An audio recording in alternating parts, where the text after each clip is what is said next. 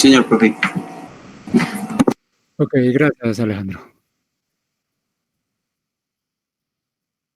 A ver, para comenzar, hubo un anuncio. Posiblemente algunos ya están enterados por interacción con compañeros de otros grupos. No está decidido del todo, pero hay una fuerte probabilidad de que sábado intentemos hacer una primera evaluación con miras a ir obteniendo parte de la calificación a lo que corresponderían parciales. No es un parcial propiamente dicho. No va a valer lo de un parcial de los convencionales. Es un intento a ver cómo nos va, primero que todo, también con la intención de mantenerlos en contacto con la asignatura de verdad. Yo creo que en este grupo no hay tanta dificultad con eso, pero en otros que, que haya problemas en cuanto a que el estudiante a veces asiste a los encuentros, pero no está trabajando como muy a conciencia, y eso desafortunadamente lo que termina haciendo es creando vacíos muy importantes en una asignatura que es fundamental para la carrera, y, y además en la misma asignatura se van a sentir esos vacíos. Pues, eh, esta asignatura tiene un carácter bien especial en varios sentidos. Es la puerta a la ingeniería en realidad. Y, y por eso hay que tomarla en serio y de manera continua trabajar. Entonces, con la intención de llamarles la atención a quienes no estén por ahora en contacto con los temas, se tiene esa intención se tiene esa idea de hacer una evaluación, digamos, preliminar. Sería sobre el primer módulo nada más. Mm, Incluso aún no hemos decidido, hoy vamos a hacerlo, no hemos decidido cómo sería exactamente la modalidad, porque, porque es difícil. Coloquémosles un test, que eso no tiene sentido, o coloquémosles un problema convencional, o coloquémosles un problema bien complicado, con eso así se comuniquen entre ustedes. Eh, Mal que bien tienen que trabajar. No, todavía no hemos decidido. Somos conscientes de que es complicado porque lo que queremos es evaluar, ver cómo están. No queremos meternos mentiras. No queremos ponerles un problema y que puedan resolver entre 10 comunicándose por el celular o consultando en los libros. Sí, eso es complicado porque, porque al fin y al cabo sí, nos darían respuestas, pero no todas esas respuestas serían auténticas. Y entonces el objetivo de nosotros, que es ver si la cosa está funcionando, pues se perdería. ¿Sí? El objetivo no es tanto obtener las calificaciones, aunque, como está demostrado que el estudiante sin calificaciones muchas veces no se mueve lo suficiente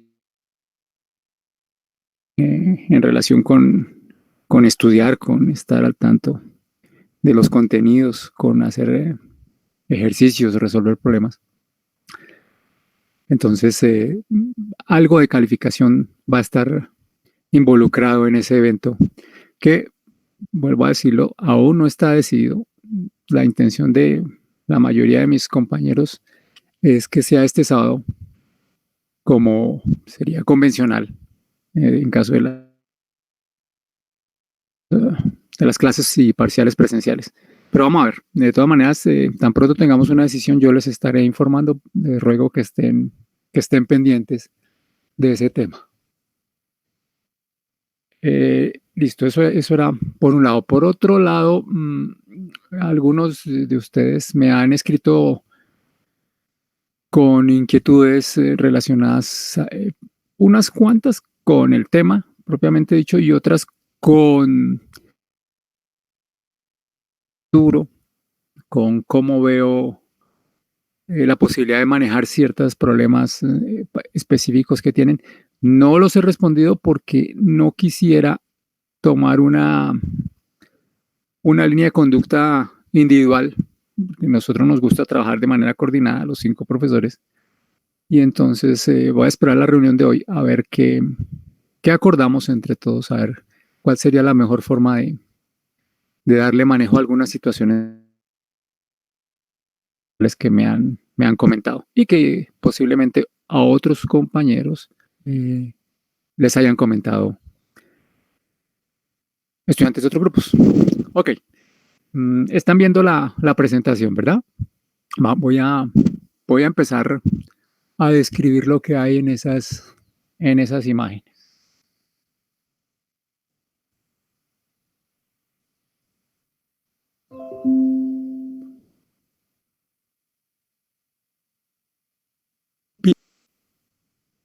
Esta primera imagen la conocen, la habíamos trabajado en la semana anterior.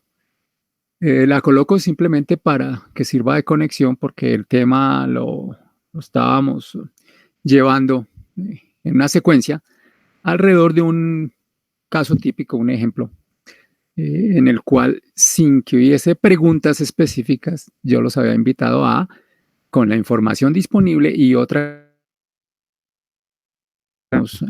o obteniendo a medida que hacíamos análisis sobre la situación, ir sacando conclusiones, ir haciendo observaciones, ir mirando relaciones, con el ánimo pues de ver posibilidades, de ver para qué sirven estas herramientas que estamos exponiendo y sobre todo en mi caso de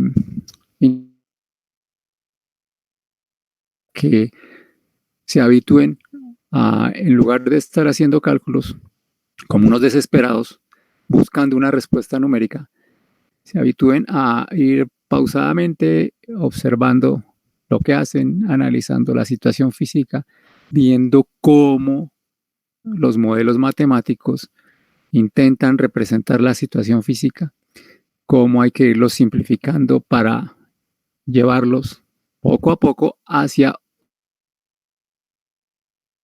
que es aprender algo de la situación física.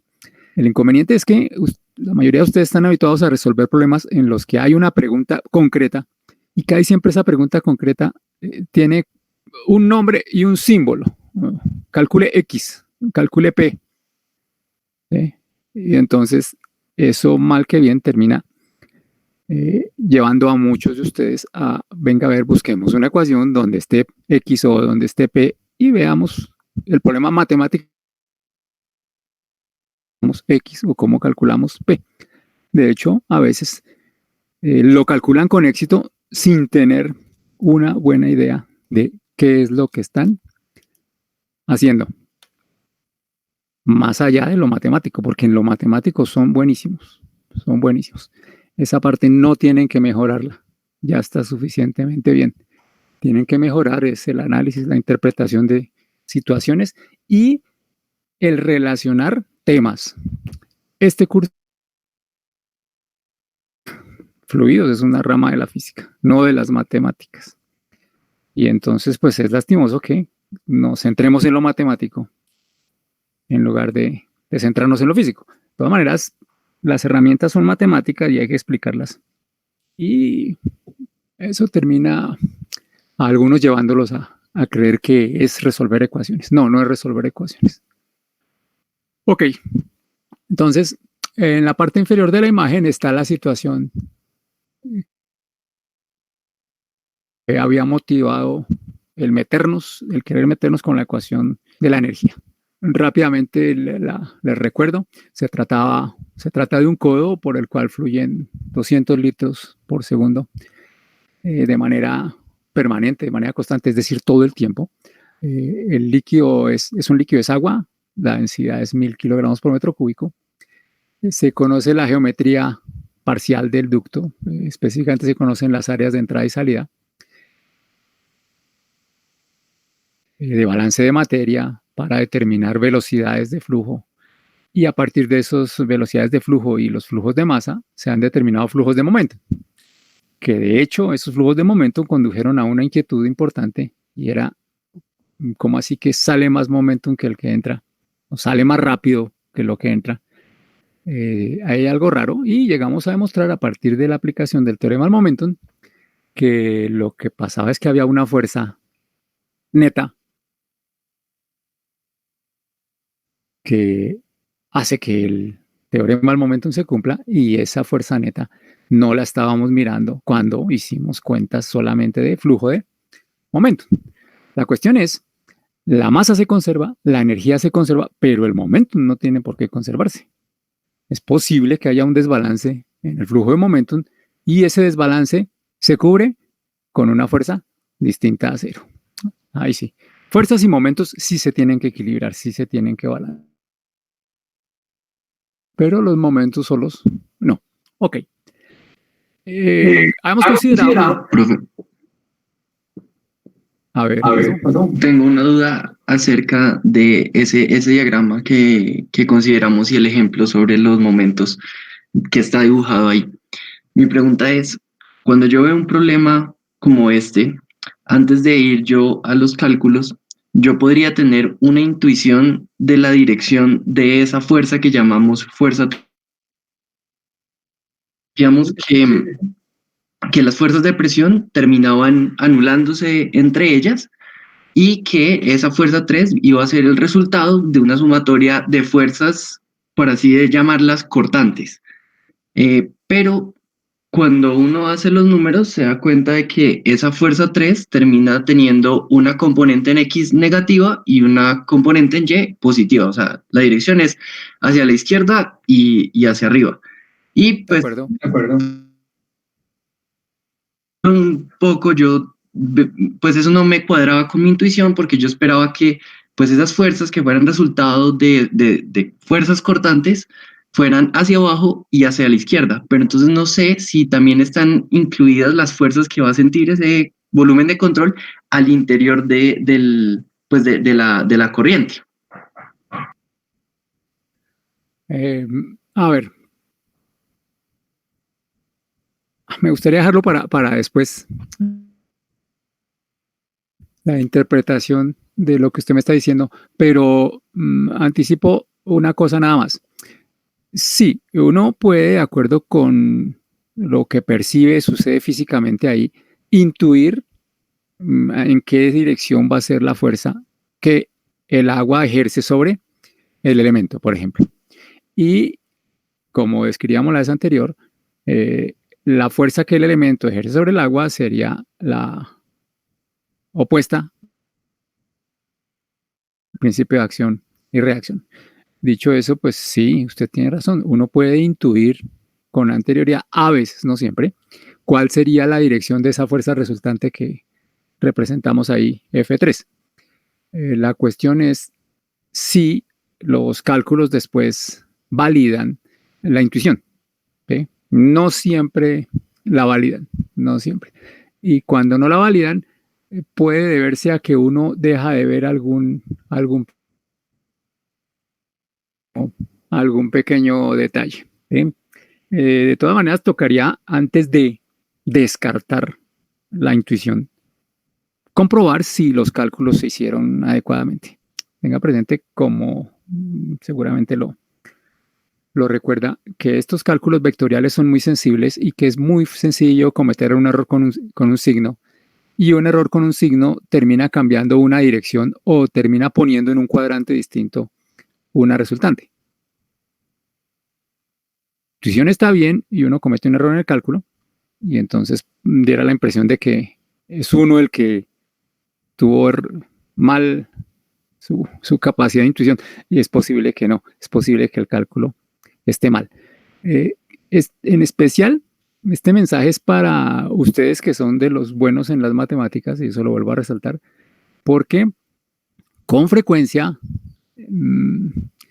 encuentra uno personas que difícilmente habilidad de equivocarse haciendo matemáticas. Algunos lo hacen de manera inconsciente, o sea, de manera inconsciente. son cerrados, dicen, no, eso está bien, ¿por qué lo hice yo? Prácticamente ese es el argumento. Y aún los más duros se equivocan en un signo, se equivocan en la interpretación, se equivocan en un despeje, ¿sí? Se equivocan en un factor de conversión. Eso puede pasar y puede llevar a una respuesta equivocada. Ahora, eso también me puede ocurrir a mí.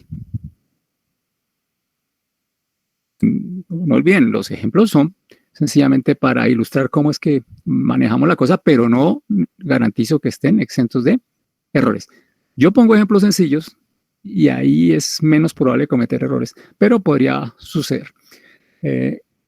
Dejémoslo de ese tamaño y más adelante intentamos, con más elementos de juicio, buscarle una explicación a por qué la intuición que usted tiene no parece coincidir con los resultados de nuestros.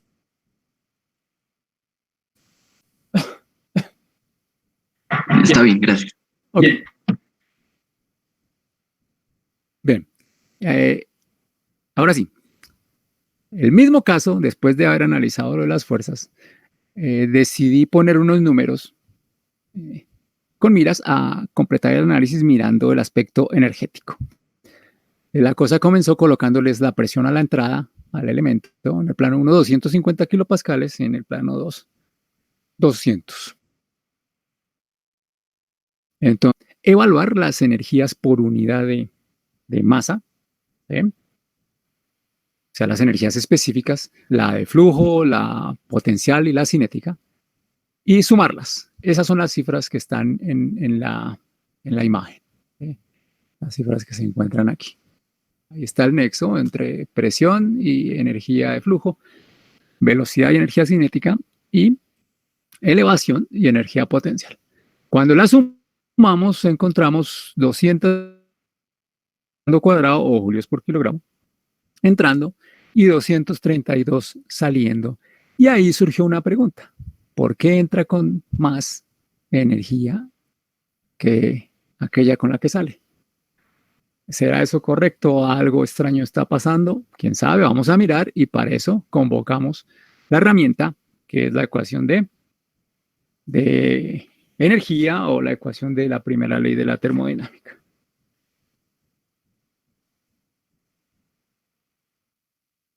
Esta nueva imagen. ¿Okay?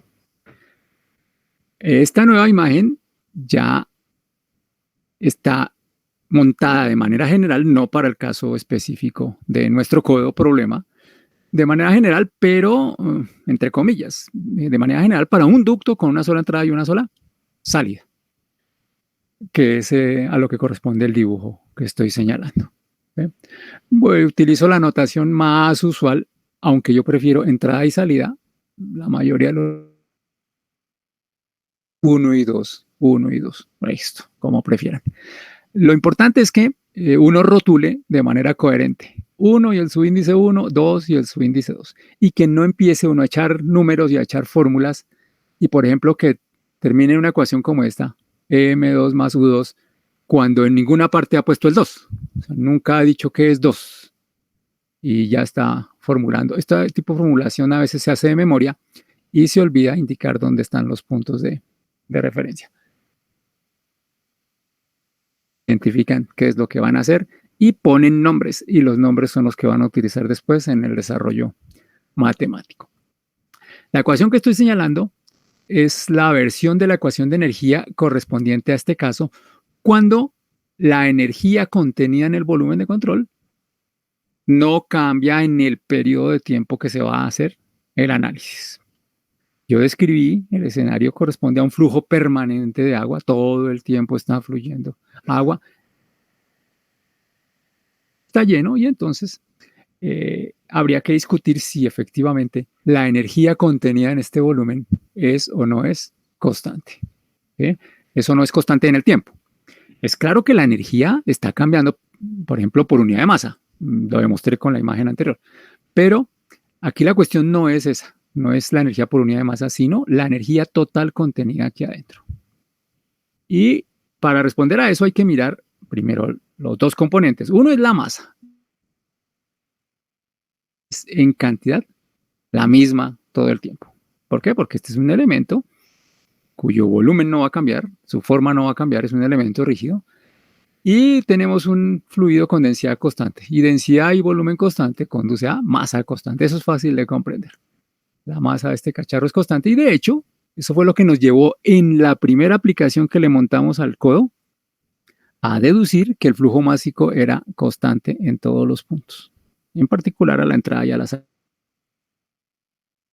Bien, después cuando analizamos momentum, resultó lo mismo, resultó que el término final de la ecuación, el de la derivada, no lo poníamos porque argumentábamos que todas las partículas puede que tuvieran distintas velocidades, pero cada partícula, cada sitio más bien, la partícula en cada puesto, la partícula que se encuentra aquí, hoy o dentro de 5 minutos o dentro de una hora, va a tener todos esos, en esos momentos la misma.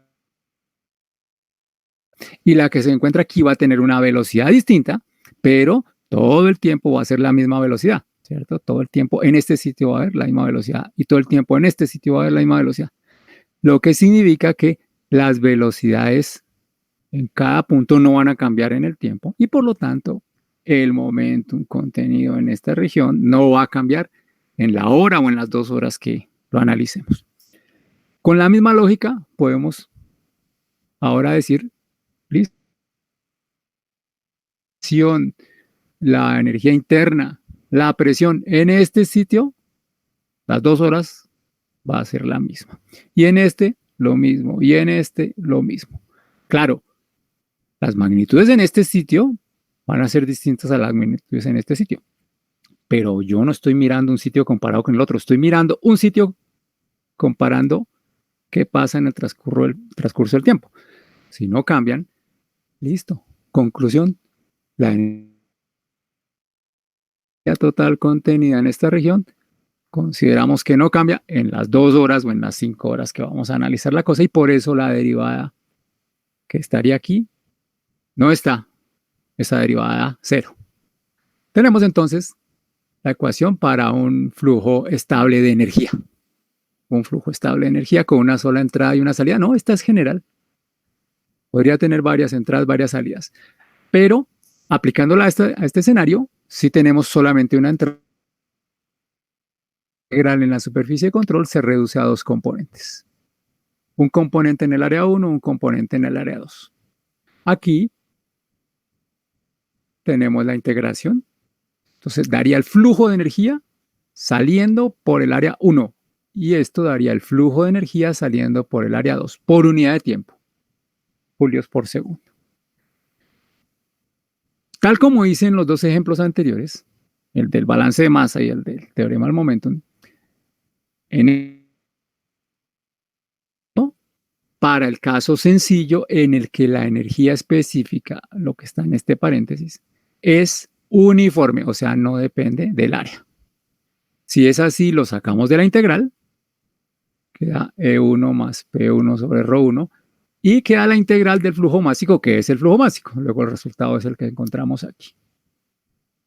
Negativo porque es una entrada. Eso surge de este producto punto, ya lo deberían saber de memoria. En la salida hacemos lo mismo. La unidad de masa es uniforme, lo sacamos, cogemos esta ruta y tenemos flujo másico por energía específica total saliendo. Listo. Combinamos los 2 resultados y tenemos entonces que para este escenario el flujo total de trabajo entrando, neto, el flujo de trabajo de árbol, solamente trabajo de árbol, entrando, neto, sumados, equilibran esta cantidad. Flujo másico por energía a la entrada. Aquí está el recorderis de qué es lo que simbolizamos con esa E. E, en el desarrollo de la ecuación general de la energía, era la combinación de interna, potencial y cinética. Ahora, en el paréntesis no está solamente esa combinación, sino además está la energía de flujo. Ya que cada uno de estos paréntesis corresponde a la energía total que tiene la materia. ¿No? Se mueve cuando fluye. Energía total. No recuerdo si lo hicimos, tal vez sí. Sí. presentar la idea de combinar estas tres formas de energía, que son distintas a las originales. Observen que en esta nueva combinación no está la interna y sí está la de flujo. La combinación de estas tres formas de energía es lo que se llama energía mecánica. El subíndice M es para denotar eso, mecánica. Básicamente, se considera que se puede convertir fácilmente en trabajo. Por ejemplo, uno puede aprovechar la energía potencial, que es lo que hace, lo que se hace, por ejemplo, cuando deja uno caer un peso y aprovecha la energía de la caída para elevar otro peso. ¿Sí? Esa es una forma de mostrar que es muy fácil convertir energía potencial en trabajo. Con la energía cinética, pues no hay necesidad ni siquiera de mencionarlo. La energía cinética es de las más sencillas de convertir en trabajo. Energía cinética es movimiento. ¿Sí? Movimiento genera desplazamiento y ahí ya tenemos la combinación de factores que definen una de las formas elementales de trabajo. Y la energía de flujo, pues tal como lo describimos en una de las sesiones pasadas, corresponde en realidad a ese trabajo que está haciendo el fluido para moverse,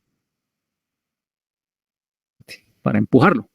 Entonces, estas son tres formas de generar trabajo y por eso se consideran lo que se llama energía mecánica. Entonces, en realidad son cuatro formas de energía las que tiene la materia, las que nos interesan, no nos interesa la magnética y otras. ¿Sí? De esas cuatro aquí hay tres y de esas cuatro aquí también hay tres. Entonces, la ecuación la podemos reescribir de varias maneras. Y más adelante vamos a ver otras. Pero lo que me interesa más es destacar aquí la cosa. Energía total. E más energía de flujo. Sí, aquí solamente falta la energía de flujo. Otra forma es coger esto, que es la energía mecánica, y ver cuál falta ahí, la interna. Ve, aquí está, energía mecánica más energía interna. Cualquiera de estas dos cosas es la energía total de la materia fluyendo. Listo. Con eso en mente, nuestra ecuación que venía así, nuestra ecuación que estaba así, la reescribí de esta manera. Listo. Y este resultado lo reescribí de esta manera. Observen que ahora el énfasis no está en la energía de flujo, como aquí, no está expresa, esa está aquí implícita. El énfasis está aquí en la energía mecánica. Este desarrollo se hace con esa intención, ponerle atención a la energía mecánica. Unir las dos energías mecánicas en un paréntesis y dejar el resto en otro.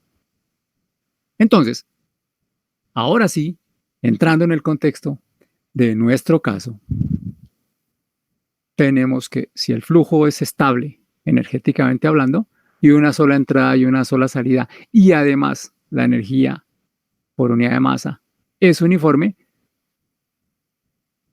el flujo de calor más el flujo de trabajo son iguales a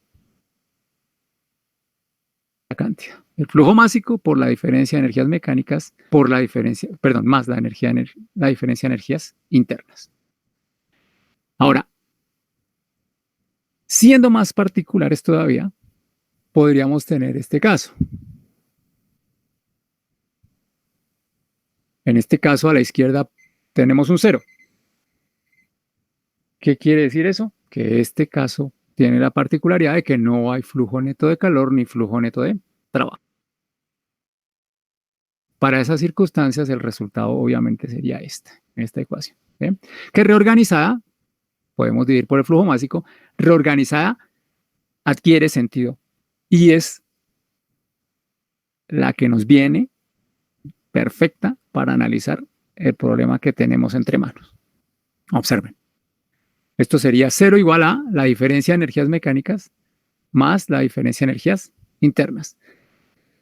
La reescribí. Observen que pasé al... Y entonces tenemos que la diferencia de energía mecánica entre la entrada y la salida, que en nuestro problema es 20, entra en 252, salen 232 julios por kilogramo. 20 sería igual a la diferencia de energía interna. Ahora vamos a interpretar los resultados.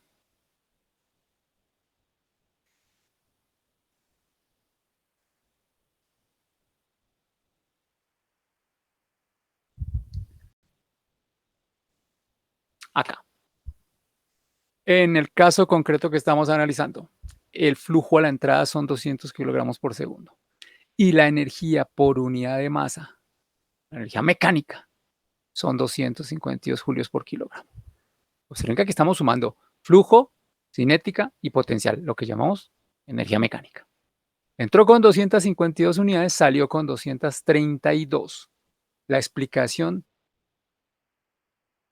a la ecuación de energía. La ecuación de energía nos dice, son diferentes y la diferencia es 20, seguramente porque la energía interna en 2, o sea, a la salida, va a ser mayor que la energía interna a la entrada. De otra manera, la ecuación de conservación de la energía nos está indicando que en esta situación particular que estamos analizando, la energía interna del agua, a medida que ésta se desplaza desde la entrada hasta la salida, es la única forma de explicar por qué 252 excede en 20 a 232. Observen que además la ecuación nos cuantifica la magnitud del incremento de energía interna. Cada unidad de masa, cada kilogramo, aumenta 20 julios su energía interna. ¿Listo? Maravilloso. La ecuación de energía sí aportó algo, una explicación a un resultado que era un poquito extraño. Vamos a volver a describir la situación de manera general, a alejarnos del problema nuevamente. ¿Qué tengo expresado aquí? La ecuación para el ducto simple con flujo estable de energía. Una sola entrada, una sola salida. Esa ecuación es la que teníamos descrita aquí, en este sitio. Ahí está. Flujo de calor más flujo de trabajo de árbol entrando a ambos, flujo másico, energía total saliendo menos energía total entrando. Cada uno de estos términos de esta ecuación son energía por unidad de tiempo, que dimensionalmente son masa, longitud al cuadrado sobre tiempo al cubo, si lo quieren ver así. Ahora, si dividimos esa ecuación, esa expresión, por el flujo másico,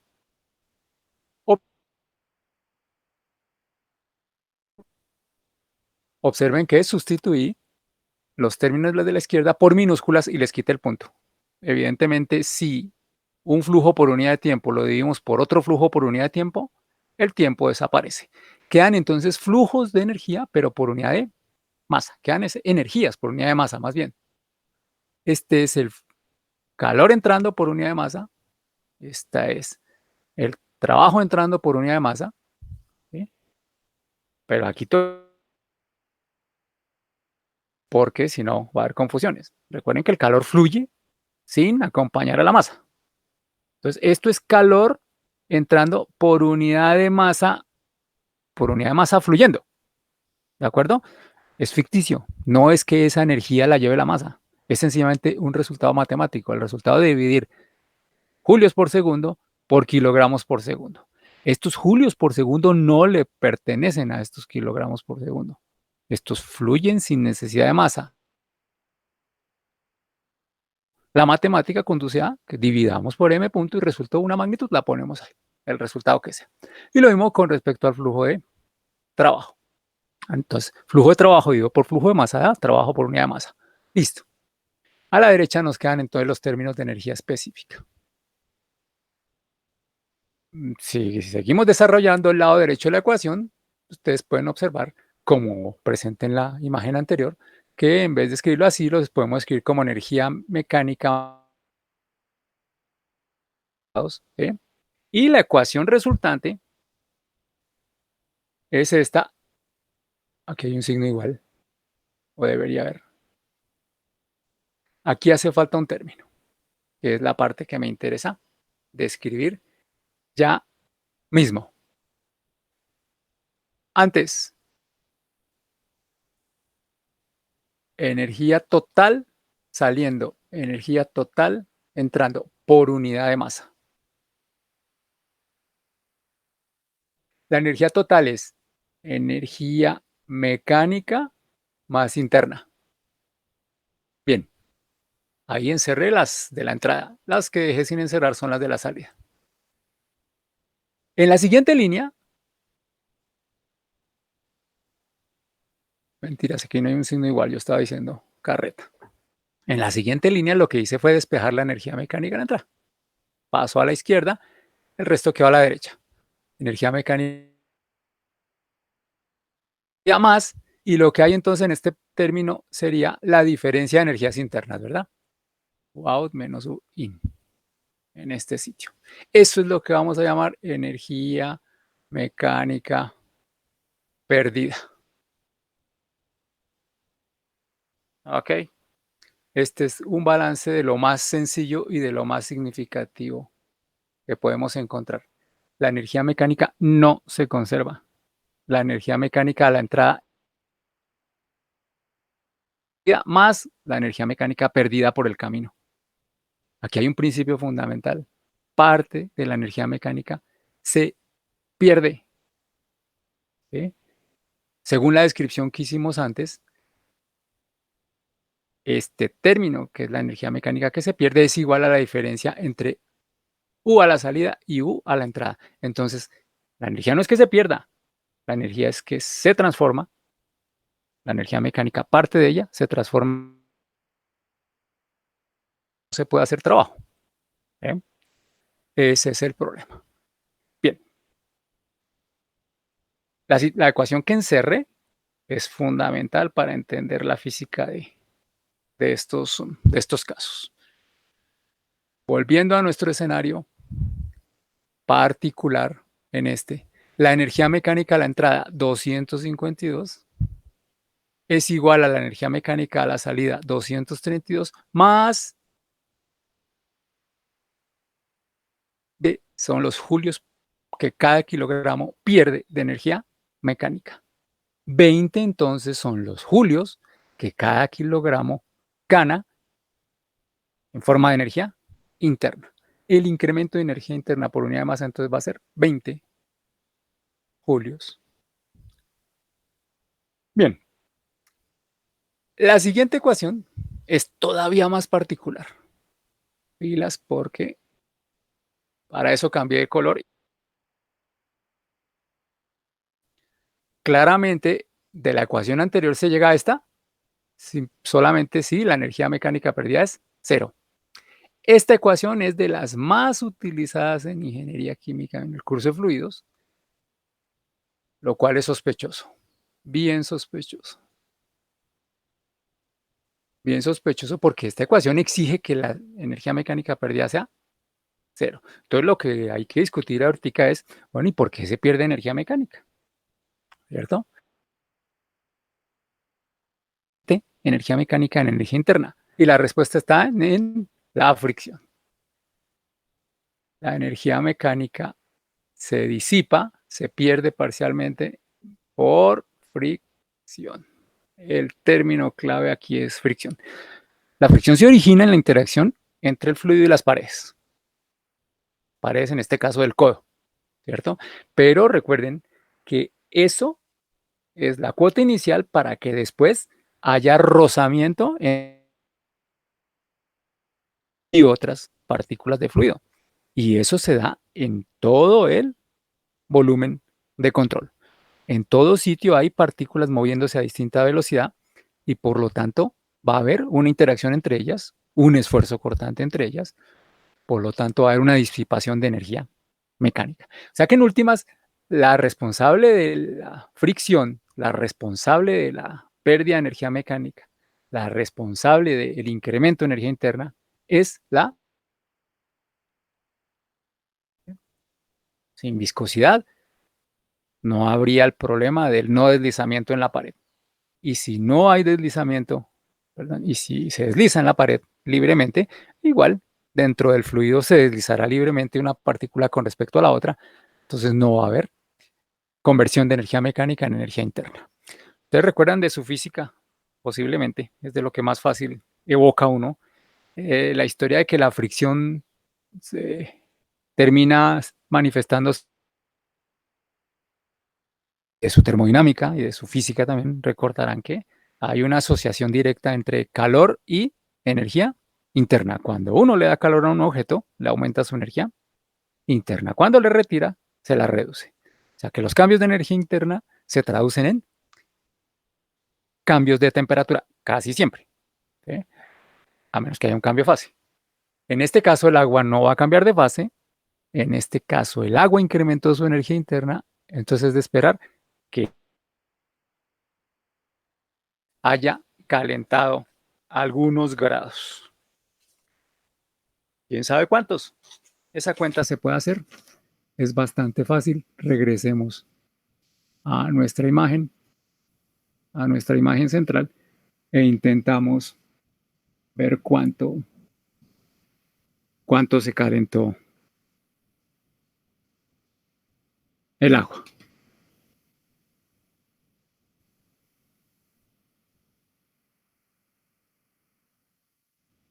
Que llevamos por aquí. Tenemos una conclusión y es que miércoles, esto no está funcionando. Discúlpenme un segundo. Tenemos problemas serios. A ver si los logro resolver.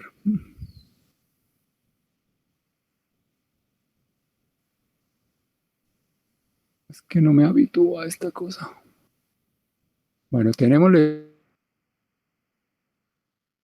la energía interna aumentó 20 julios por cada kilogramo, ¿verdad? 20 julios por cada kilogramo. Y conocemos una propiedad del agua,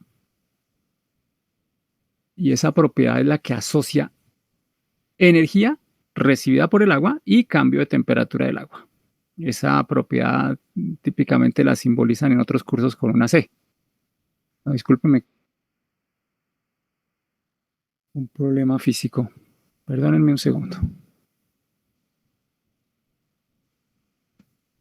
A ver, intentemos escribir entonces así fácilmente.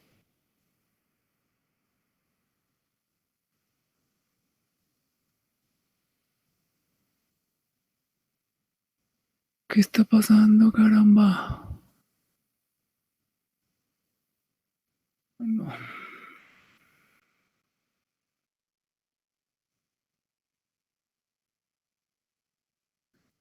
Esta es la energía interna, perdón, el cambio de energía interna por kilogramo, julios por kilogramo. Les estaba tratando de hacer recordar una propiedad que se simboliza con una C, que hay siempre minúscula, el calor específico.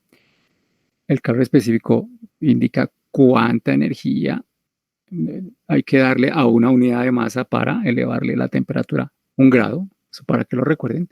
Y en el caso particular del agua, una magnitud típica es 487, 186.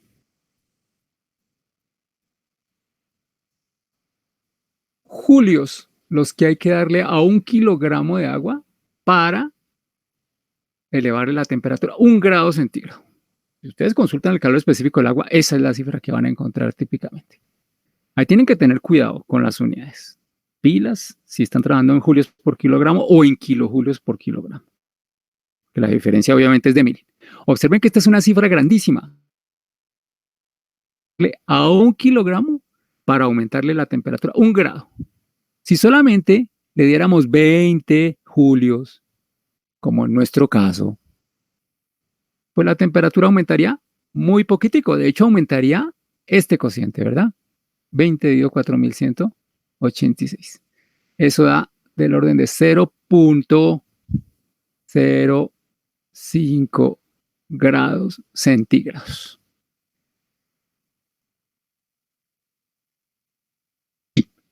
Hay fricción dentro de este codo. Fricción, insisto, agua con la pared, ¿sí? Y agua con ella misma dentro del volumen. En todos los puntos de ese volumen hay fricción. Fruto de esa fricción parte de la energía mecánica, parte de las 252 julios por kilogramo que tenía el agua a la entrada, se convierten en energía interna. ¿Cuántos? Cuantitativamente, 20 julios por cada kilogramo. La energía interna aumentó 20 unidades y se traduce en, tratándose de agua, un incremento de temperatura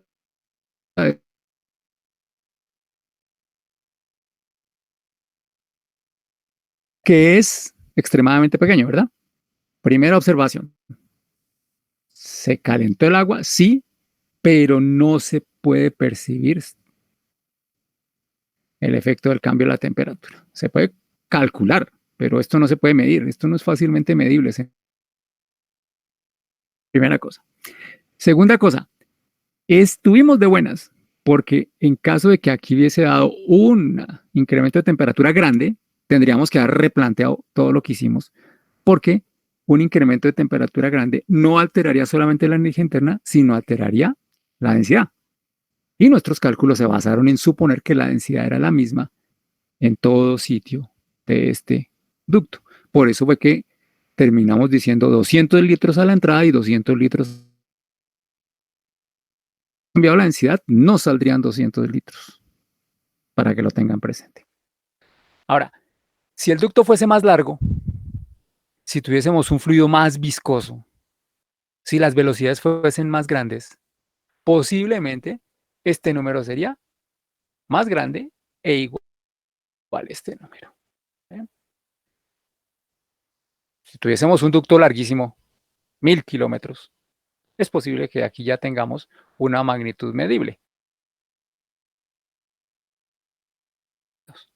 De otra manera, no. De otra manera, el incremento de temperatura va a ser imperceptible y de esa manera podemos hacer caso omiso de su efecto sobre las prop. No vayan a generalizar, porque es claro que la energía interna sí está cambiando 20 unidades. ¿Sí? Insisto en eso, la energía interna está cambiando, pero su efecto en términos de temperatura es prácticamente, hagan una cuenta diferente. Si esta cantidad de energía mecánica, 20 julios, se los diésemos a 1 kilogramo de agua, como se lo estamos dando aquí, pero se los diésemos para tratar de elevar ese kilogramo de agua, ¿cuántos metros lograríamos elevarlo? Esa es una pregunta que les dejo, una inquietud. La misma cantidad de energía le aumenta la temperatura a 0,05 grados, utilizada para elevarla. ¿Qué tanto la elevaría?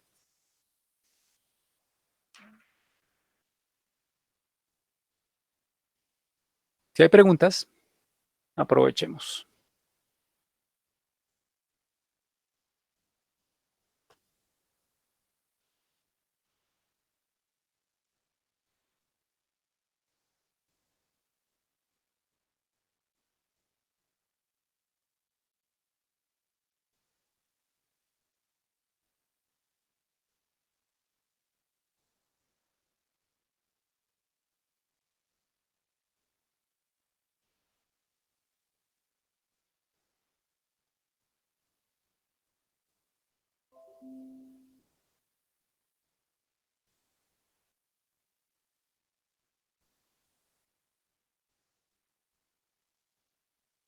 ¿No hay preguntas?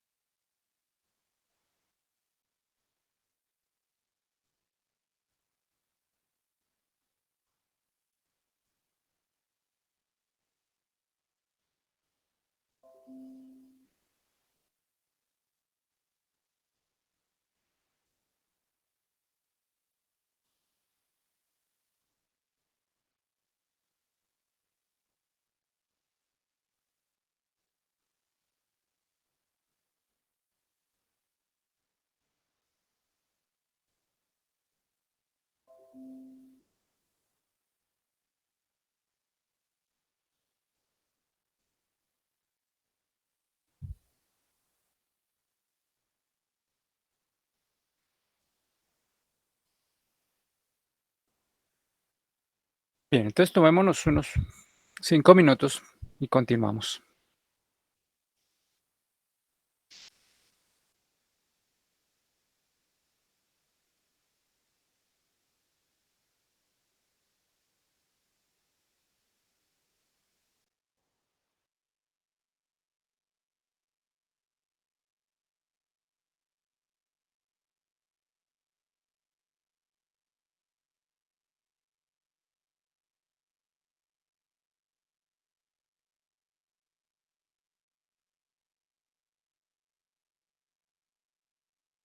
Me dices 0.5 milésimas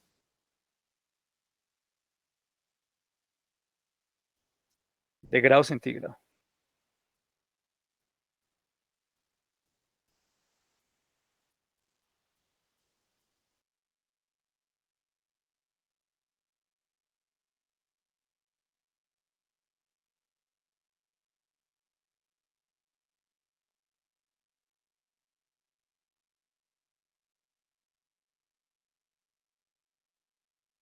Ya que estamos en esta pausa, me gustaría ver una cosa.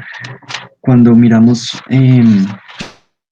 la manera de calcular la velocidad media, pues nosotros decíamos que eso era una herramienta para poder aproximar un flujo volumétrico, por ejemplo, en caso de que la velocidad no fuera uniforme.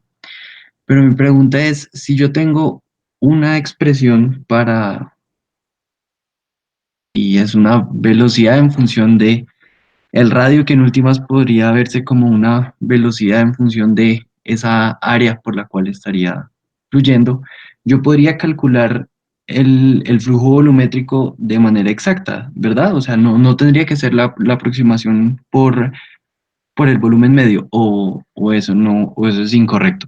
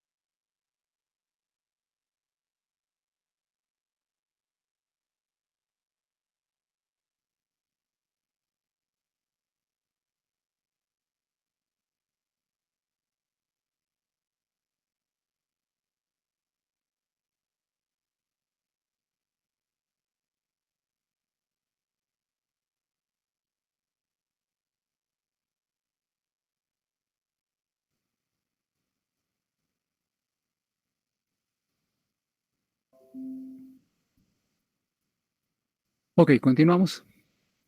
Y no sé si me escucharon la respuesta anterior.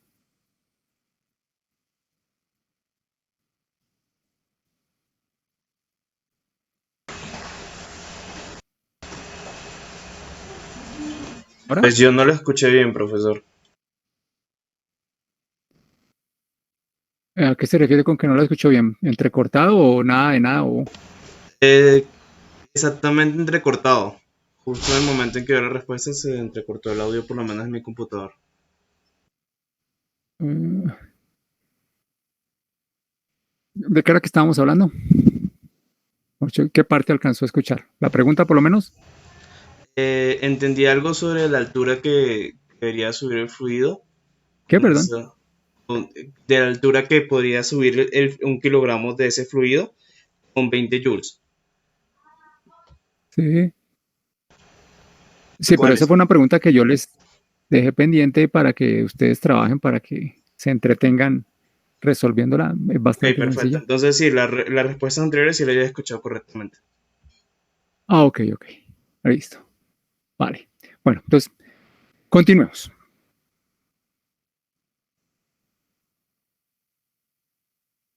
Lo que viene aquí es para resaltar una cosa que es importantísima trabajando con la ecuación de conservación de la energía. La ecuación la he presentado en dos formas diferentes y con ambas hemos podido hacer algunas cuentas. La primera forma que presenté es la forma integral, donde son energías por unidad de tiempo. Las que aparecen, todos los términos son energía por unidad de tiempo. Esa, digamos que es la forma natural, energía por unidad de tiempo es como ustedes lo quieran ver. Aunque el término potencia aplica más a energía mecánica, a trabajo, no importa. Energía por unidad de tiempo podemos seguirlo llamando potencia. Después de esa ecuación general, acabo de presentar otra en la que decidí, a partir de esta línea, les recuerdo, trabajar con cada uno de los términos divididos por el flujo másico. Entonces, la ecuación es la misma cosa, son energía por unidad de masa. Lo que ustedes conocen de su termodinámica, energía específica, energía por unidad de masa. Igual la ecuación funciona. Energía por unidad de masa entrando como calor, entrando como trabajo, etcétera, etcétera.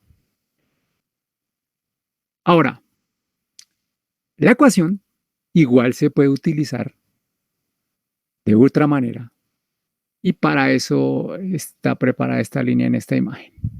Veamos de qué se trata. Primero que arranco con una ecuación sobre la cual puse una sombra de duda.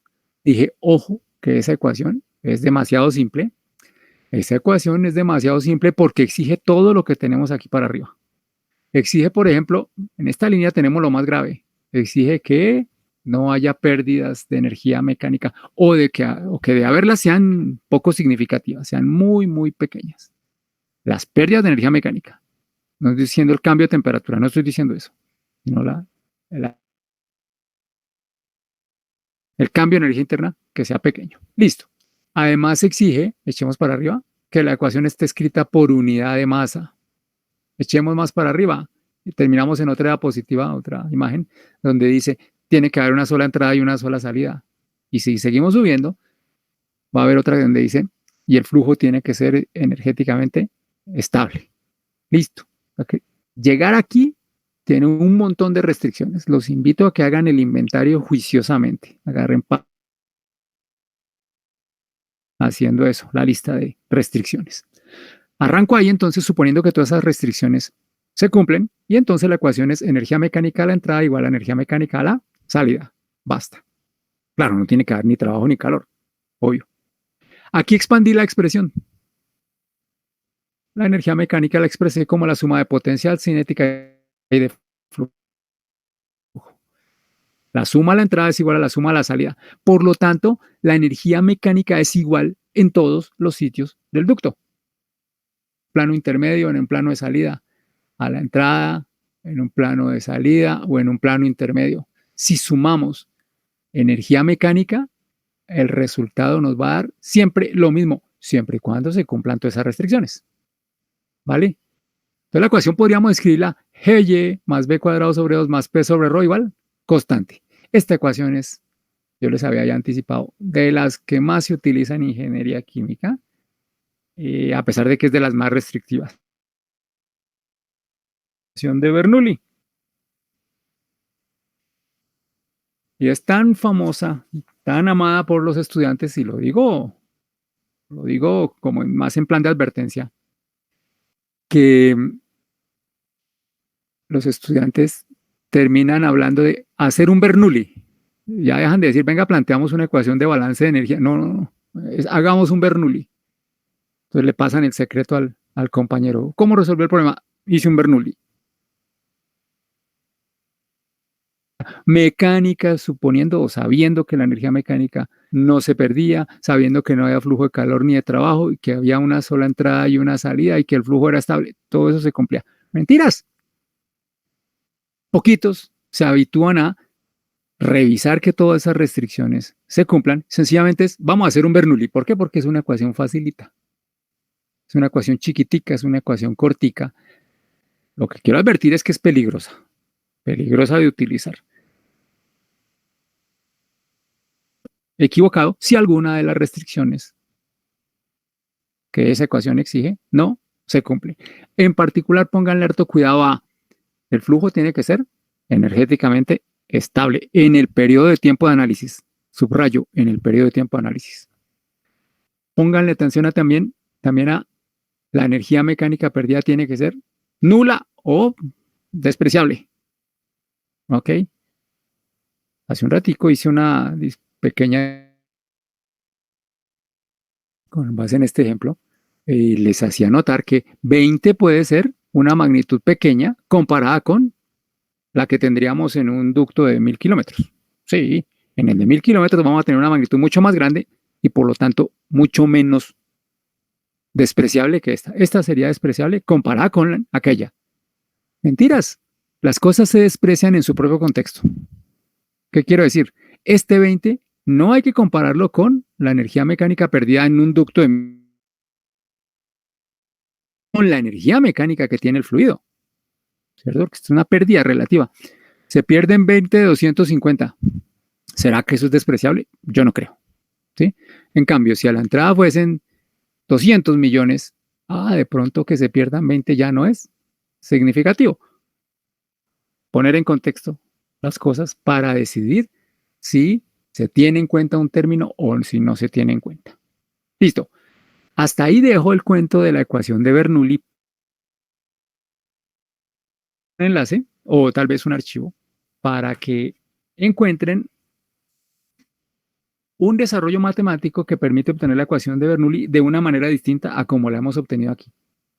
Aquí la obtuvimos del balance de energía. Simplificándolo, llegamos a esto.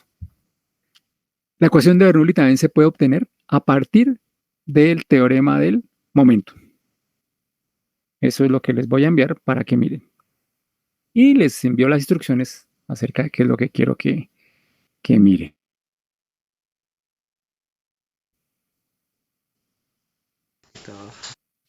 Ok. Bien, dejo de lado la ecuación de Bernoulli y regreso a esta ecuación.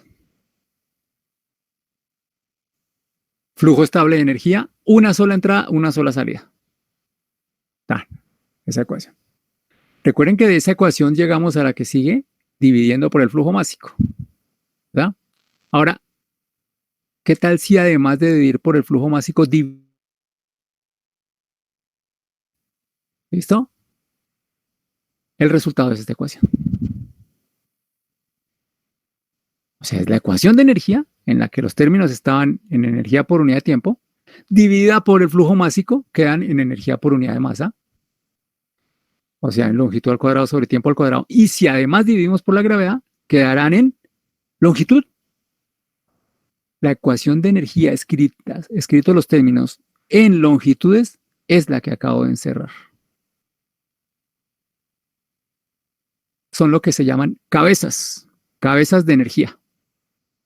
Cabeza tal como la que tenemos encima del cuello. Cabeza de energía. En realidad el término debería ser altura, pero llamémoslo cabeza como hace la mayoría. Entonces, ¿qué es este término que estoy señalando? La energía entrando en forma de calor neta al volumen de control, pero expresada como cabeza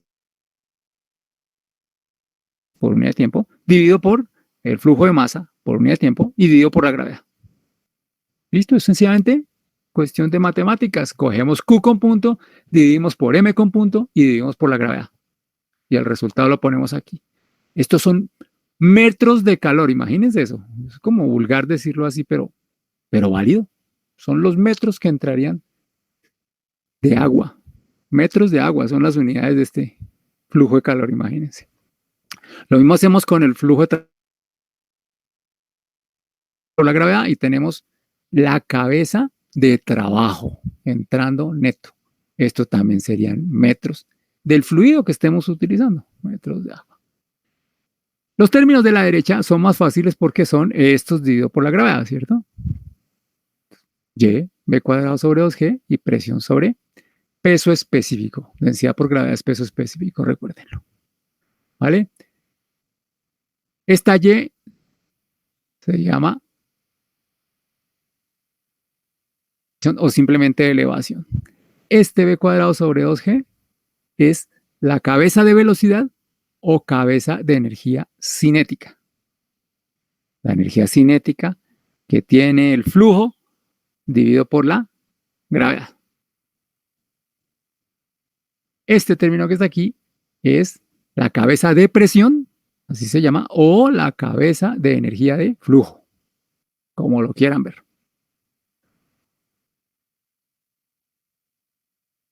De hecho, tendríamos la diferencia de energías mecánicas y la diferencia de energías internas, dividida por la gravedad. Listo. Este término también da altura, da metros. Ese término es la cabeza de energía mecánica perdida por fricción. O sea, es lo que antes llamábamos EMP dividido por la gravedad. Energía mecánica perdida por unidad de masa y por unidad de gravedad, dividida por la gravedad. Aquí tengo una observación para que estén siempre atentos a qué es lo que hace que U cambie durante un flujo. ¿Por qué podría cambiar U? Esa es la pregunta. Y de acuerdo con lo que hemos avanzado, ya habría por lo menos dos respuestas, ¿cierto? Una es obvia, la conocen de física y de termodinámica. Lo más una entrada o una salida de calor. Sí, eso es natural, ¿cierto? Aquí hemos descubierto otra causa de variación de U, la fricción, ¿cierto? Y vamos a dejar para el módulo final del curso una causa adicional, que la energía interna cambie, y es la variación de temperatura. Observen que aquí lo que tenemos es una relación causa-efecto opuesta a la 5 minutos. Hace un ratico dijimos, cambió U, entonces debió cambiar la temperatura y calculamos que había cambiado 5 milésimas de grado.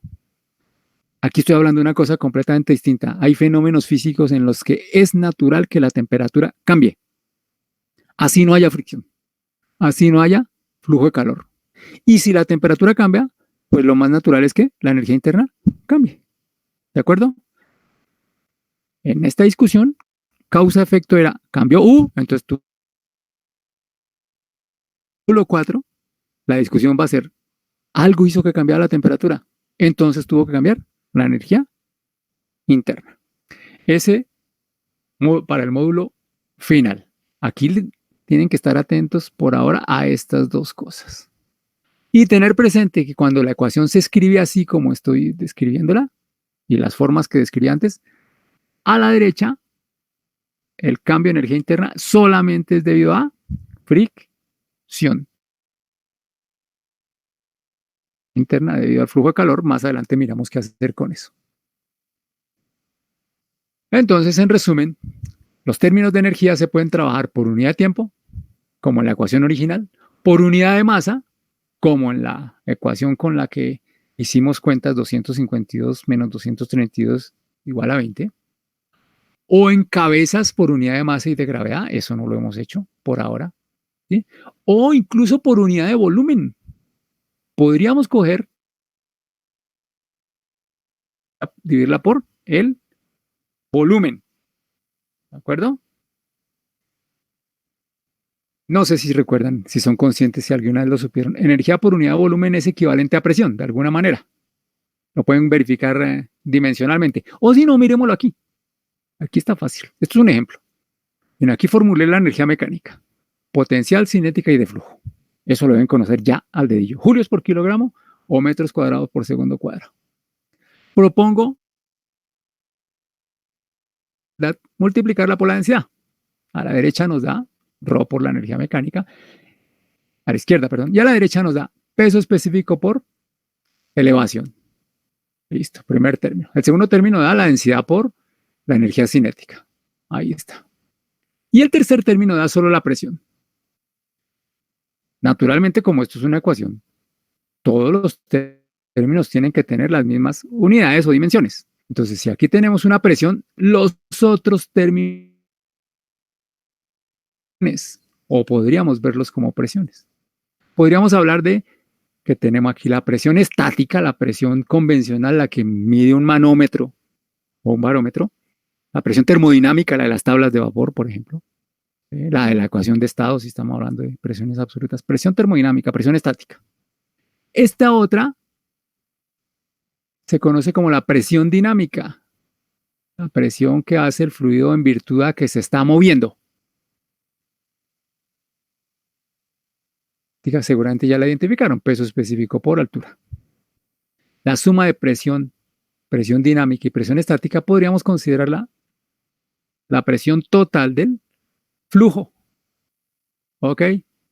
Por supuesto, si no hay flujo, la presión dinámica será cero, ¿cierto?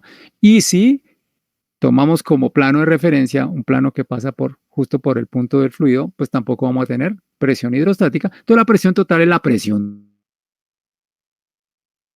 dista, o se diferencia de la presión termodinámica, si el fluido se está moviendo y entre más rápido se mueva, más presión va a tener el fluido. Este término es grande, crece con la velocidad al cuadrado. Pero si tenemos un flujo lento, pues este término es chiquitico. Ok. Y este tiene que ver, obviamente, con el plano de referencia para las alturas. Por favor, ténganlo presente. La ecuación se puede trabajar de manera convencional, julios por segundo, o por unidad de masa y de gravedad, metros, o pies, o pulgadas, o por unidad de volumen, y serían presiones, en kilopascales, por ejemplo. Imagínense ustedes calcular el flujo de calor entrando a un dispositivo y expresarlo en kilopascales. Se puede. Recuerden que en el módulo 1 mostramos cómo una presión se podía expresar en metros de agua o en milímetros de mercurio. Y eso es natural, ya para nosotros es natural. Una fuerza por un... ¿Listo? Pues aquí tenemos otra forma de ver las cosas. La energía se puede expresar como una presión, se puede expresar como una altura, se puede expresar por unidad de masa o se puede expresar por unidad de tiempo. Para ilustrar, estas son las cifras aplicadas a el codo con el que hemos estado trabajando. ¿Qué tengo en la primera columna? Aquí tengo una tabla que tiene 4 columnas. Tabla 1, 2, 3, 4. Esta tabla está calculada a la entrada, la otra está calculada a la salida. No sé si ya identifican algunas cifras. Deberían identificar esta columna y esta columna. Flujo por unidad de masa, ¿verdad? Esos son metros cuadrados por segundo cuadrado o julios por kilogramo. ¿Vale? ¿Qué es la primera columna?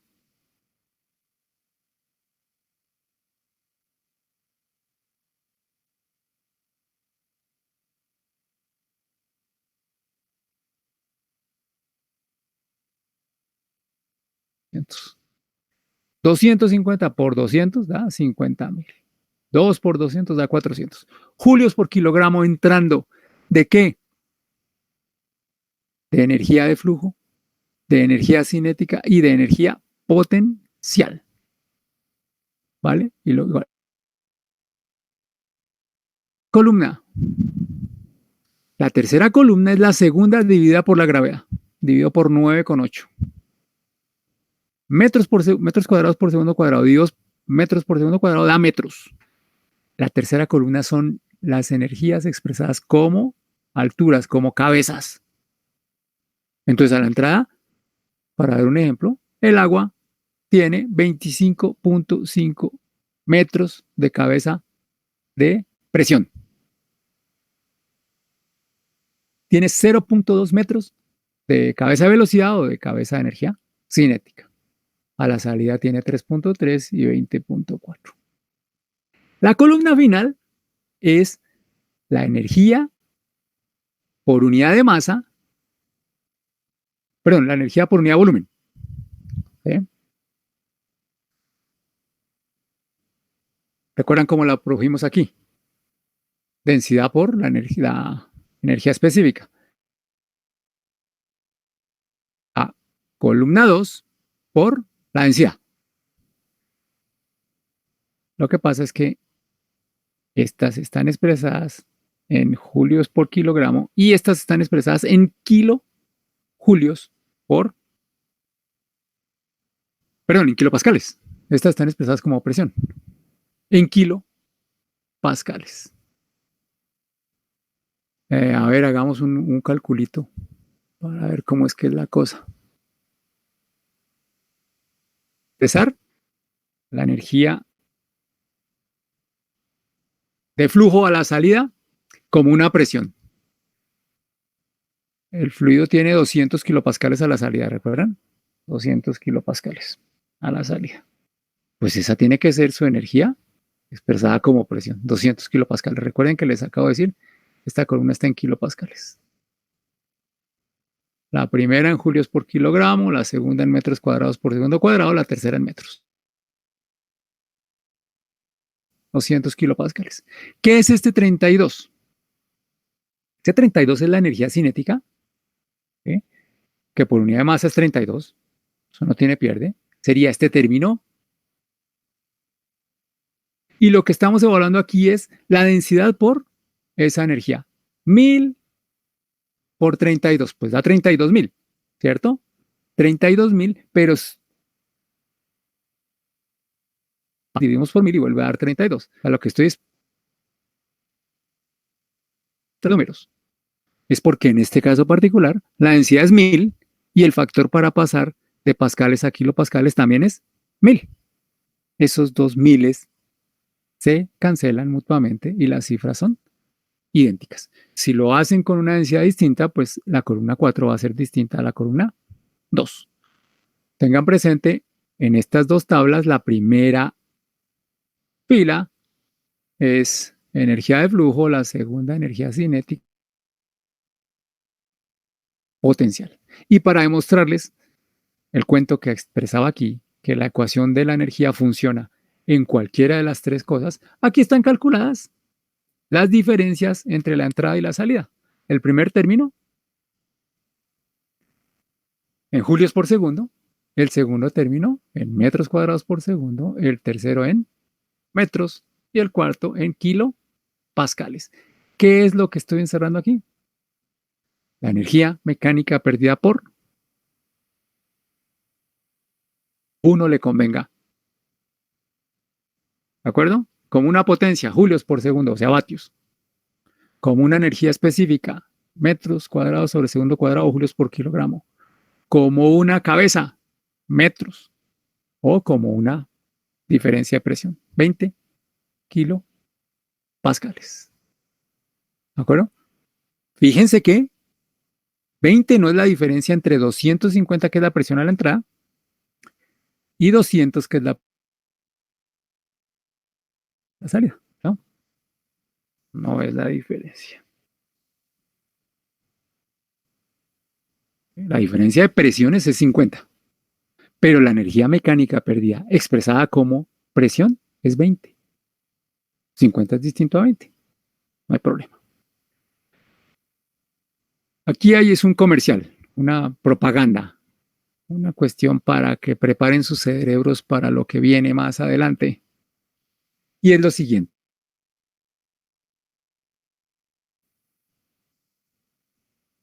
Este término de la energía mecánica perdida, yo expliqué que se debe a la fricción y detrás de la fricción expliqué que la viscosidad es la causa física primordial. Ok. Hay otras, después las vamos a ver. Pero sin viscosidad no habría fricción. Ok. Aquí tengo la ecuación escrita en forma de cabezas, ¿cierto? Y dije, este término sería la fricción. Sí, U out menos U in sobre G. Ese término, para que se vea bonito, muchas veces lo escriben simplemente H, porque todo esto se pueden llamar H's. H de altura en inglés. Altura de calor, altura de trabajo, altura física, altura debido a la energía cinética, altura debido a la presión, como quieran, o cabeza de energía cinética, cabeza de presión.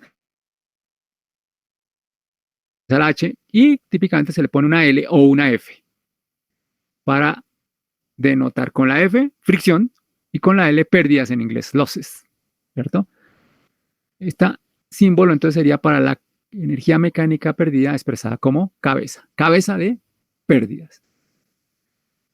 Es lo que puse aquí. La cabeza de pérdidas muchas veces se correlaciona de esta manera. Después lo vamos a... Una constante, entre comillas, K, por ese término que ojalá lo estén identificando ya. Esta es la cabeza de energía cinética o cabeza de velocidad. Y doy un ejemplo. Un ejemplo. Supongamos que en que esta línea represente una tubería, ¿vale? Supongamos que esta línea represente una tubería en particular. Una tubería de una fábrica en particular. En esta tubería, pues que a título de ejemplo vale 700. Esa acá se llama el coeficiente de pérdidas del elemento. O sea, 700 sería el coeficiente de pérdidas de esta tubería de esa fábrica particular. 700. ¿Vale? Bien. Si a la entrada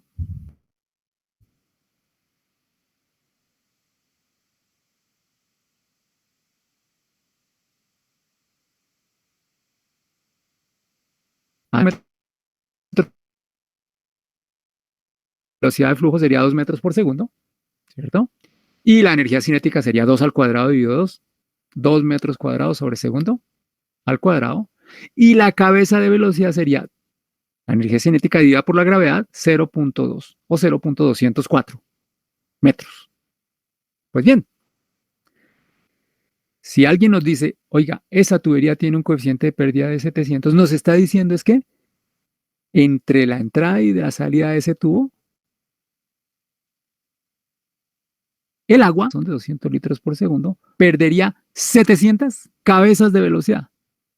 Y como la cabeza de velocidad sería 0.204, pues multiplicamos 700 por 0.204 y tenemos la energía mecánica perdida entre la entrada y la salida. Ustedes pueden hacer el cálculo. Eso les va a dar 143 metros o 1400 metros cuadrados por segundo cuadrado o 280.000 julios. Creo que el ejemplo ilustra suficientemente la idea. Saber el valor del coeficiente de pérdidas es equivalente a calcular ágilmente la energía mecánica perdida entre un extremo y otro extremo de un artefacto. Para dar otro ejemplo, supongamos que en esa tubería hay instalado un dispositivo que está representado por este rectangulito. Y supongamos que sabemos que el coeficiente de pérdidas en ese podría ser un pequeño filtro. No sabemos, un codo. Sabemos que en ese elemento el coeficiente de pérdidas vale 26. Listo. Aplicando la misma idea, significa que entre los extremos de entrada y salida de ese elemento, la pérdida de energía mecánica es igual a 26, ¿qué? 26 cabezas de velocidad. Y una cabeza de velocidad hemos evaluado, son 0,204 metros. 0,204 por 26.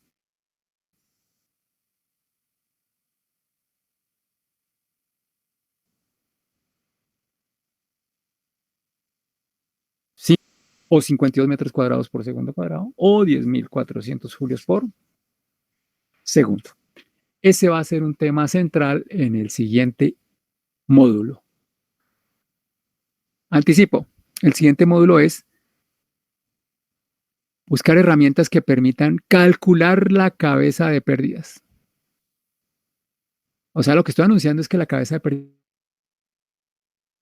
estamos en el ejemplo, casi nunca se calcula totalizando la energía de la entrada y restando la energía de la salida.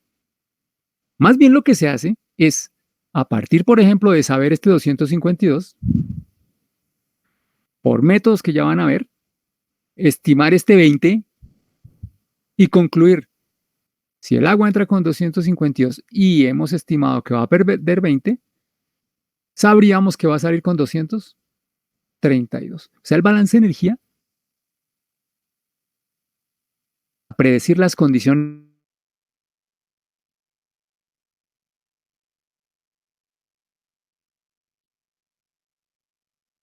o viceversa. Y otro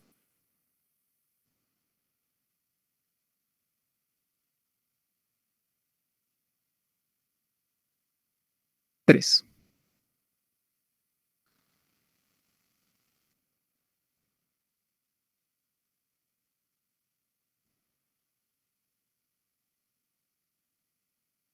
Relacionadas con la ecuación de energía. La primera observación la hice la vez pasada y la hice para todas las ecuaciones, no solamente para la energía. Si el volumen de control se mueve,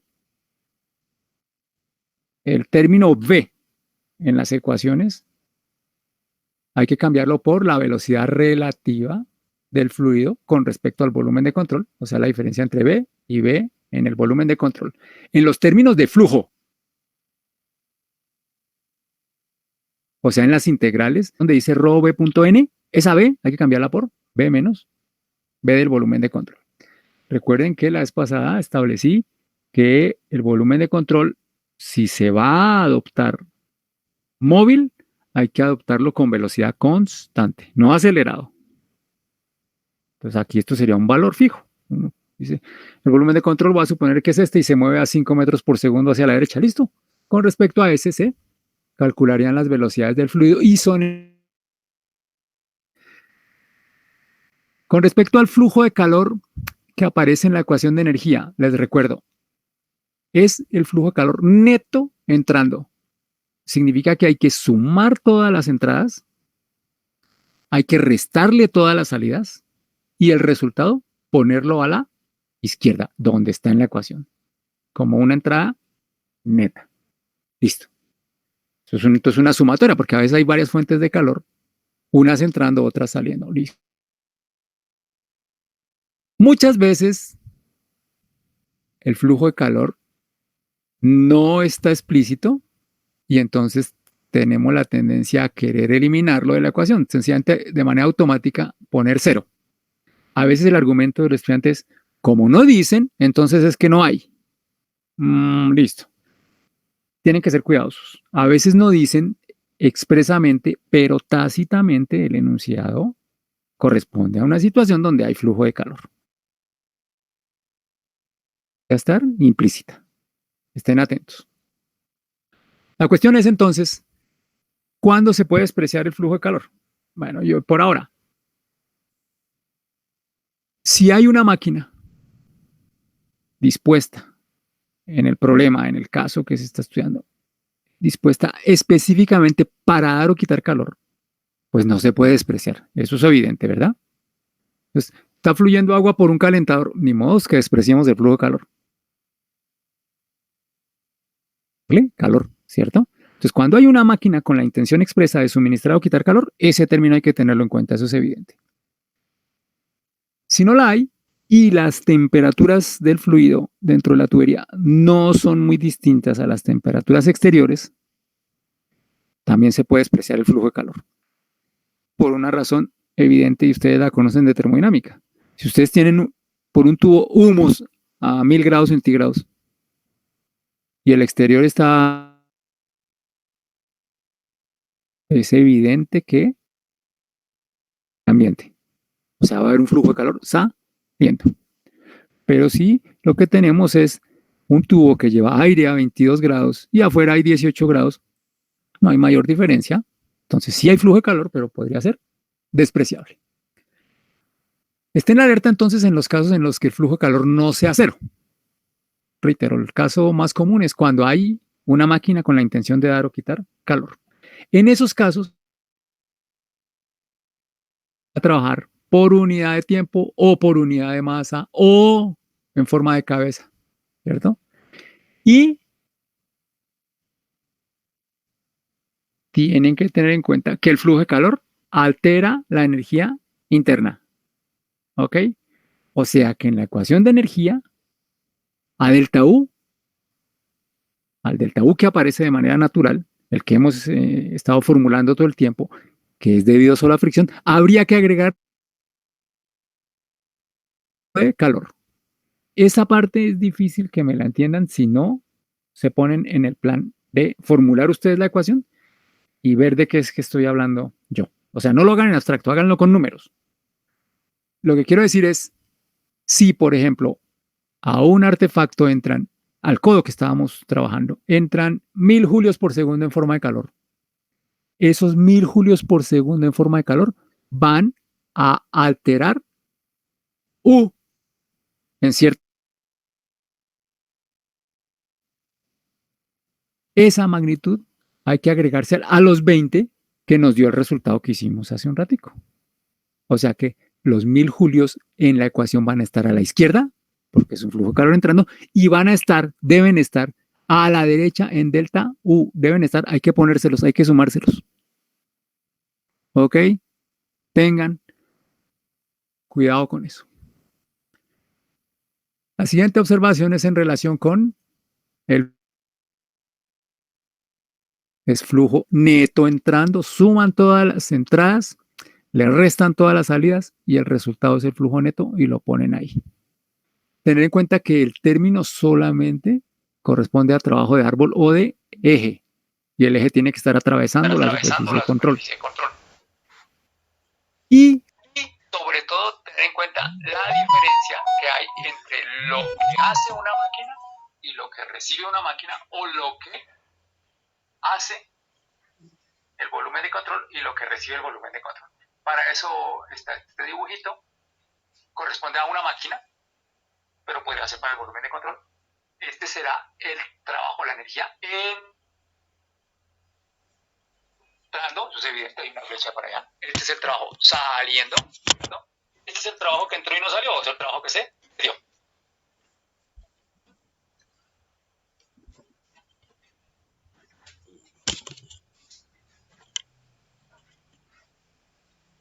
Por darles en general lo que es una eficiencia.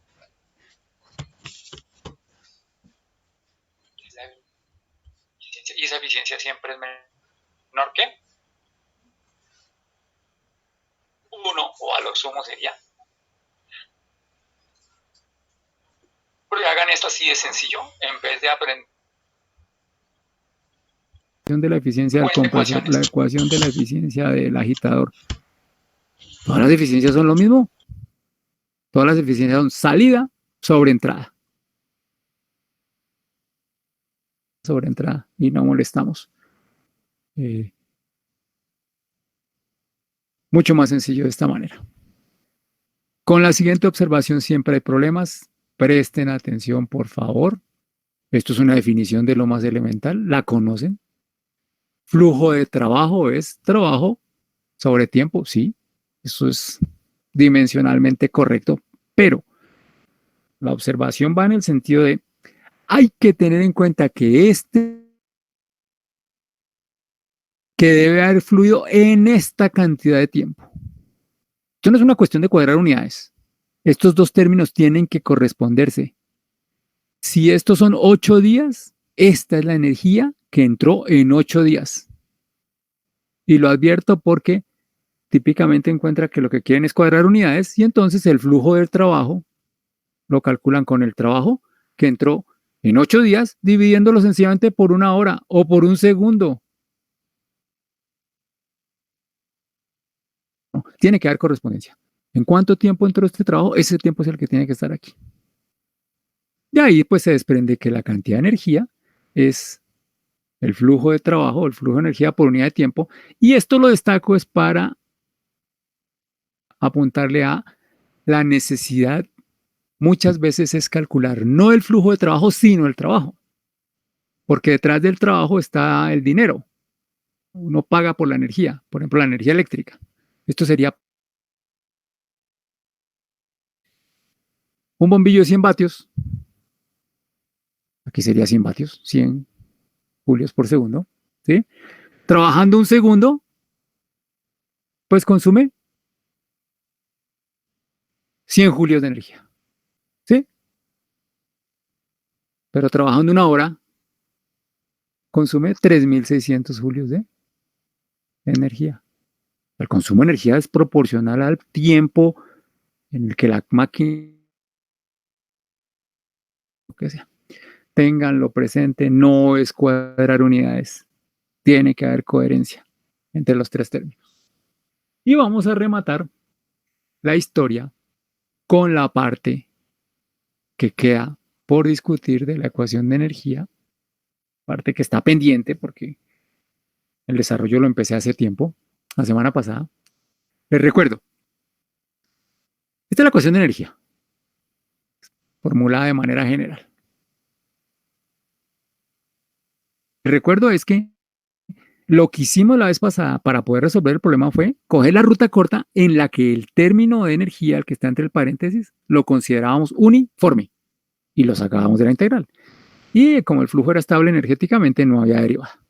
Eso nos llevó por ese camino fácil del ejemplo. Pero no, el camino en realidad puede que no sea tan fácil. Entonces vamos a considerar el camino un poco más largo, específicamente el camino con el segundo. Entonces de eso es lo que se ocupa el resto de esta formulación. Esta integral será la suma de integrales como esta. Integrales en diferentes áreas, área de entrada, área de salida, si hay varias entradas o varias salidas. ¿Sí? Son integrales en áreas. ¿Qué se integra? La suma de las energías, o sea, la energía total. Aquí está. La energía total. Cinética, perdón, potencial, cinética, interna y de flujo. Y el diferencial de flujo másico no. El producto punto, recuerden, es positivo o negativo si tomamos ángulos rectos, etc. Bien. Esta integral la voy a separar en dos, en la siguiente línea. Ahí se ve. Separé y dejé en una integral esta suma potencial, interna y de flujo. Y dejé aparte la suma correspondiente a la energía cinética. Miren, aquí está. ¿Cómo se hacen esas dos integrales? Lo más común es que este término se tome uniforme, lo sacamos de la integral y el resultado es este. Pero el segundo término cuesta trabajo a veces sacar de la integral la velocidad. ¿Por qué? Porque la velocidad a veces, muchas veces, no es uniforme. Otra vez, la discusión es cuando la velocidad es uniforme, ¿qué hacemos? Lo que hemos venido haciendo antes. Y no es uniforme, ¿qué hay que hacer? Cuando la velocidad no es uniforme, la energía cinética hay que calcularla así. El flujo de energía cinética hay que calcularlo así. Y ese cálculo tiene un problema, y es esta integral. Habría que saber cómo cambia la velocidad en el área. Aquí reescribí el término y aquí lo trabajé. Miren cómo lo trabajé. La mitad de la densidad, que sería una constante, salió de la integral. Listo. El término de la integral, ahí se ve. Pero a la ecuación le agregué una cosa que no tenía, multipliqué por la velocidad media al cubo y por el área, pero también dividí por la velocidad media al cubo, aquí está, y dividí por el área, aquí está. Luego, efectivamente, el término de la izquierda es igual al término de la derecha. Eso sencillamente para armar esta cantidad que...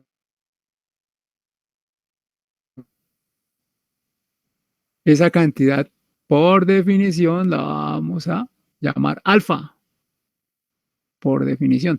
Entonces, el término de flujo de energía cinética, que es el que está aquí adentro, lo vamos a calcular así, alfa, que es esta cantidad, por la densidad, que aquí está, por la velocidad media, aquí está, ya, aquí está el área, por la velocidad media al cuadrado, epa, sobre 2. Pueden ver que esto que escribí en azul corresponde a lo que teníamos antes. Identifican que aquí está el flujo másico. Entonces esta cantidad es la que convencionalmente dinámica flujo másico por energía cinética utilizando las velocidades promedio.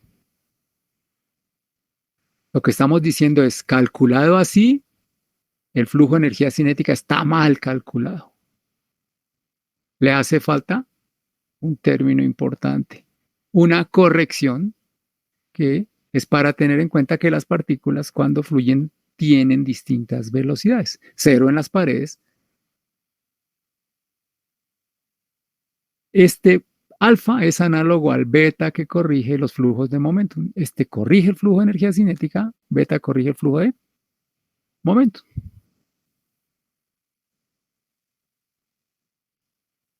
Para rematar, una cuestión que siempre surge en este tema es, bueno, ¿y estas correcciones que son tan feas de calcular, sí vale la pena? Empecemos por lo siguiente. Teorema del valor medio. Aquí. Alfa se calcula aplicándole el teorema del valor medio a velocidad sobre velocidad promedio al cubo. Beta, aplicándoselo a velocidad sobre velocidad promedio al cuadrado. Listo. Hicieron el cálculo de beta para la distribución de velocidad que les di con números, ¿cierto? Que les debió dar 4/3. Ojalá lo hayan hecho. Ahora les pido...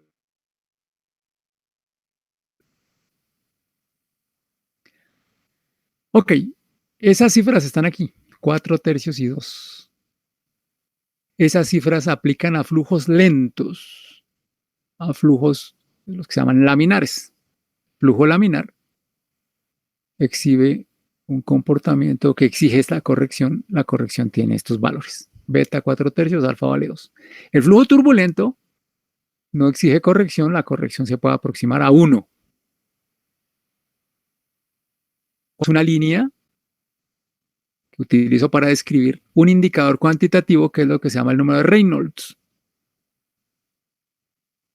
Ya lo tienen que haber encontrado en sus lecturas.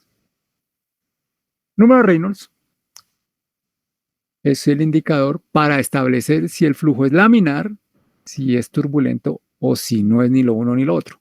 El intervalo es entre 0 y 2100 más o menos, se considera laminar. Más de 4000. Y en el intervalo entre los dos se llama flujo en transición, no es ni lo uno ni lo otro. Aquí está cómo se define el número de Reynolds, matemáticamente hablando, diámetro, velocidad media, densidad y viscosidad. Trabajando en unidades consistentes, esto es un número puro, un número sin dimensiones, sin unidades. ¿Ok? La cuestión sería que formular la ecuación de energía. Hacerlo correctamente implica pensar, necesitamos correcciones, beta y alfa. de una vez. Si el flujo sabemos que es turbulento, no se necesitan las correcciones. Sabemos que son prácticamente 1. De todas maneras, después van a aprender a calcularlas. Por el contrario, si sabemos que el flujo es laminar, las correcciones son 4/3, beta, 2, alfa, y podemos utilizarlas directa. Ya está demostrado. ¿Sí? Eso sí sabemos a priori el tipo de flujo. Y el tipo de flujo a priori se sabe calculando el número de Reynolds.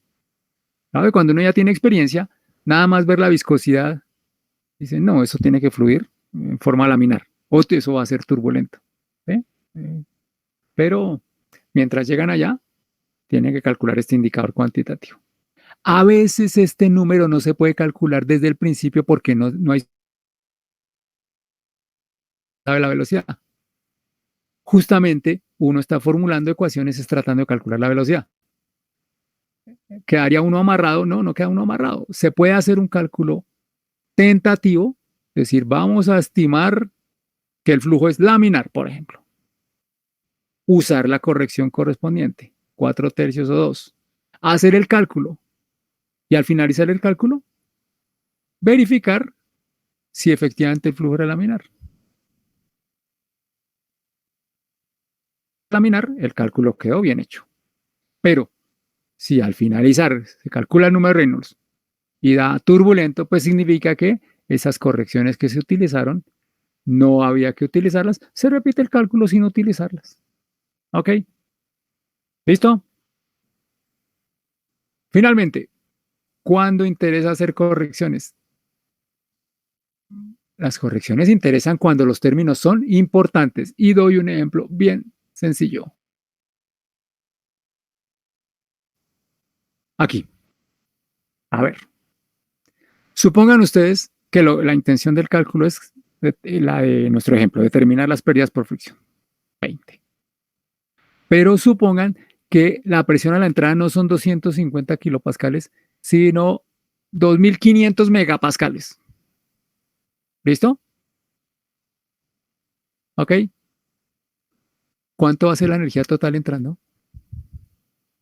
Pues prácticamente 2500. No le medio. ¿Estamos?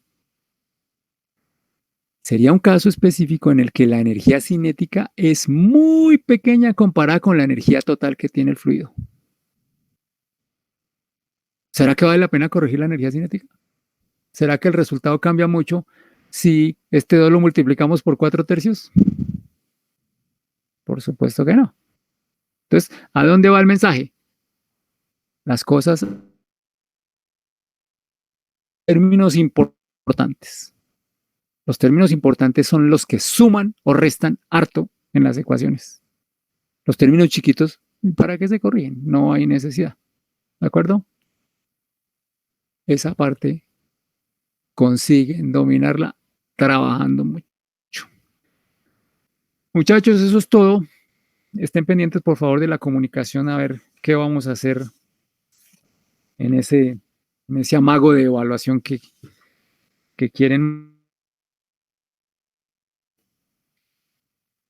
Y manténganse en contacto. Los invito para el próximo jueves a la misma hora. Si hay inquietudes, por favor, por el Classroom o directamente por correo. Buen día.